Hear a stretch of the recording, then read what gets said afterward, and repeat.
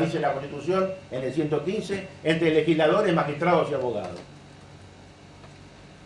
Pero ¿qué pasó? ¿Qué pasó? En lo que hace la designación de los jueces de la Corte, dijimos, el sistema se mantuvo igual. No hubo modificaciones. Es decir, el gobernador o el Poder Ejecutivo de la Nación eligen libremente, de acuerdo a la Constitución, al candidato que consideran para ocupar un cargo de la Corte y se le pide el acuerdo del Senado. Pero ya después de la reforma del año 94, parecía que esa discrecionalidad no podía ser mantenida.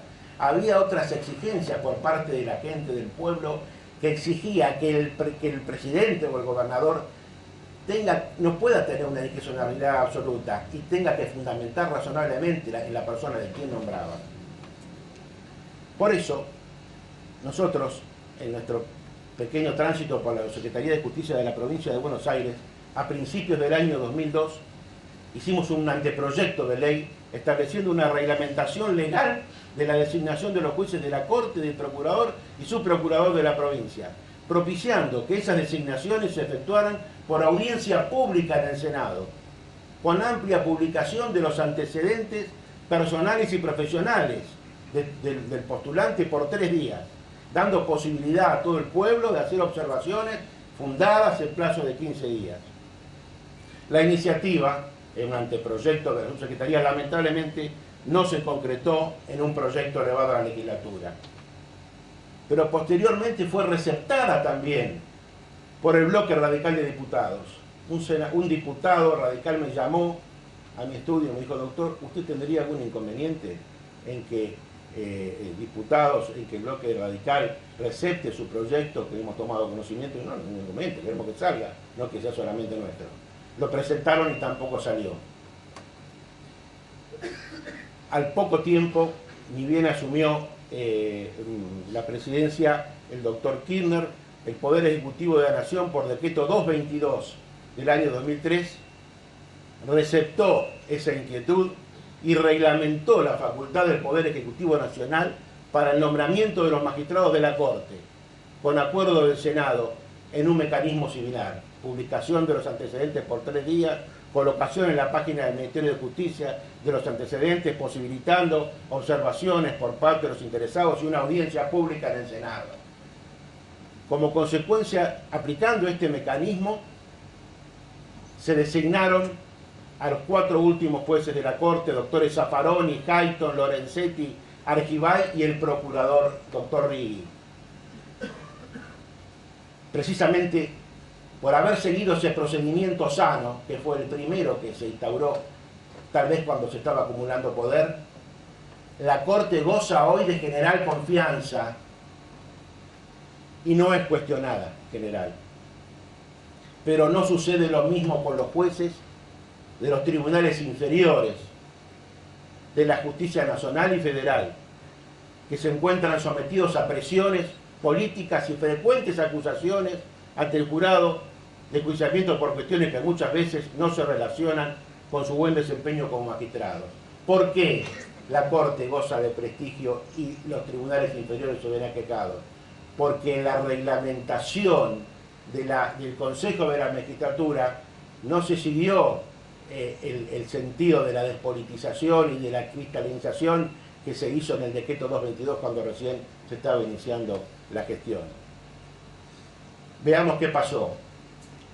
Después de la reforma del año 94, se reglamentó el funcionamiento del Consejo de la Magistratura por ley. Y se estableció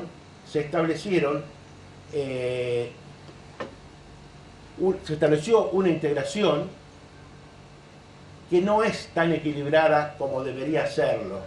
¿Por qué? Porque el Consejo de la Magistratura, según la primera ley del año 98, contaba con 20 miembros, de los cuales 9 pertenecían al estrato político, 5 a los jueces, 4 abogados y 2 a los académicos.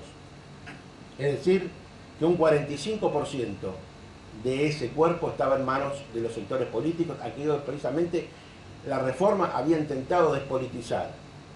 25% jueces, 20 abogados y 10 académicos.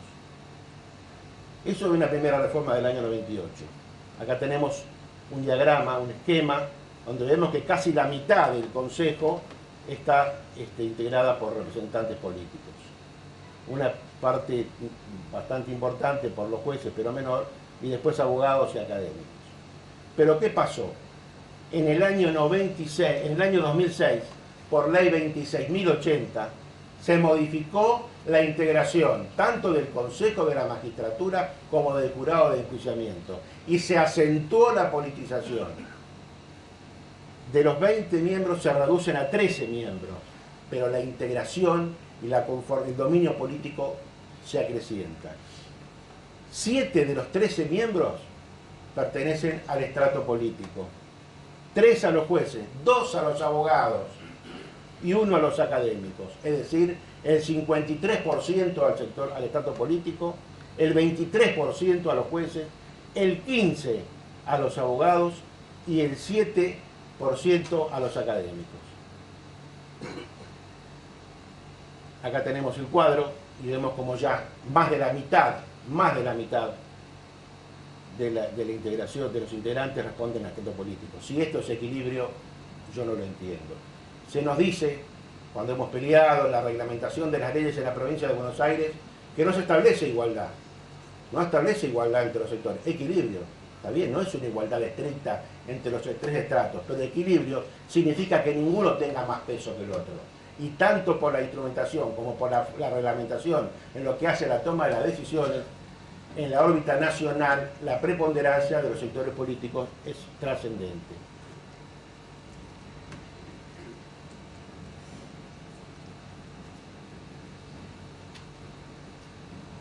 Vamos a ver, avanzamos mucho.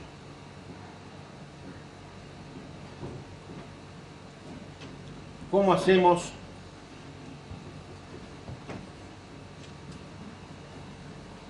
la preponderancia tanto en el Consejo como en el Jurado de Enjuiciamiento? Hizo que fueran incrementándose las denuncias contra los magistrados, fundamentalmente de la justicia nacional y provincial, y hoy se encuentran sometidos a importantes presiones, en muchos casos de tipo político.